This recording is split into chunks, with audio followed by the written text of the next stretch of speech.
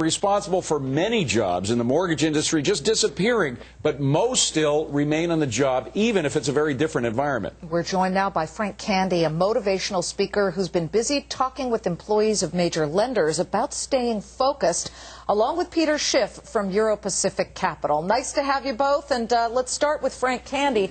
Frank, I think it's maybe an understatement to say that some of these companies that deal with mortgages and selling homes are just saying stay focused. They're pushing them to keep selling at a great pace, and I'm wondering what kind of incentives they're using and what tricks, dare I say tricks, they're trying to pull over on people to get them to keep buying real estate.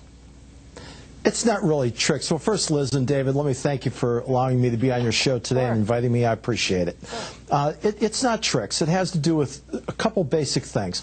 One, people in the mortgage industry need to be proactive.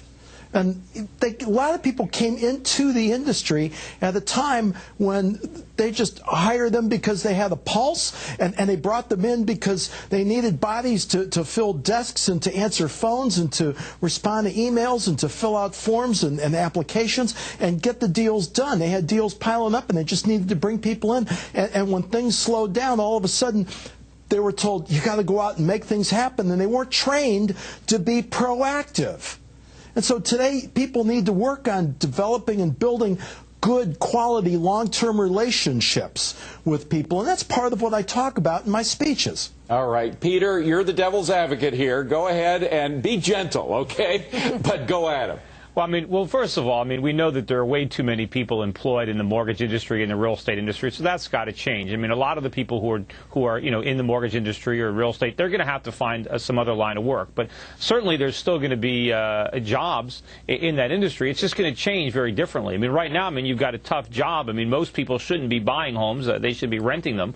But certainly it's a great time to sell a home if you can find somebody foolish enough to buy it and they can get a mortgage. So that's one thing that you can encourage, people to help people try to get rid of their homes. I used to speak at this conference for the Western Regional Mortgage Bankers Association. I speak there every year. They had an annual convention. They always had a motivational speaker trying to get people motivated into this market. I know it's tough to do, especially when prices are still too high and they've got to come down. So Frank, how do you motivate somebody? What is your effort? What do you do? Well, there are a couple things that I certainly mentioned earlier, and I don't agree with Peter in the fact that he's saying if you can find a sucker to buy a house, that's not reality today. There are great deals out there traditionally, and there's always ups and downs in every single market. And this is part of what I tell people. I've lived through 3 of these, and every time when things are down like they are now, people make a lot more money than they do when they're going up. Yeah, well, the problem is, though, people need to look for opportunities. Yeah, the problem is, there are plenty of opportunities out there. Now, I do agree with Peter on this. There are a lot of people in this industry, and the industries are changing. And again, this is one of my messages. The 7 words of a company in trouble, or a nonprofit organization, or a church, or a Boy Scout group, or a company, a small business, a big business, the 7 words, we've always done it that way.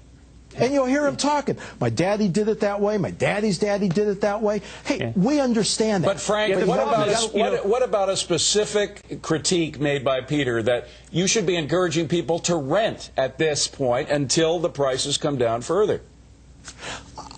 Here's the situation. Every market is going to be different. Here in Orlando and in the Florida market, we've got 50,000 people a year moving here. Unemployment is at 3%. That means 97% of the people might be looking, are at least qualified to buy a home. Yeah, I just got back from Florida. I was talking to a woman down there that just rented a 4-bedroom home. She's paying $1,125 a month to rent a home where similar homes are selling for $600,000 or $700,000. It's still so much cheaper to rent. In the segment we just did, somebody pointed out that real estate prices in some parts of the country have tripled in the last 4 or 5 years, yet they're only down 5%. Okay. If a price can triple, they can collapse by 50%. That's got to be the last word, gang. Frank Candy, Peter Schiff, thank you so much. We'll be right back with more in an update.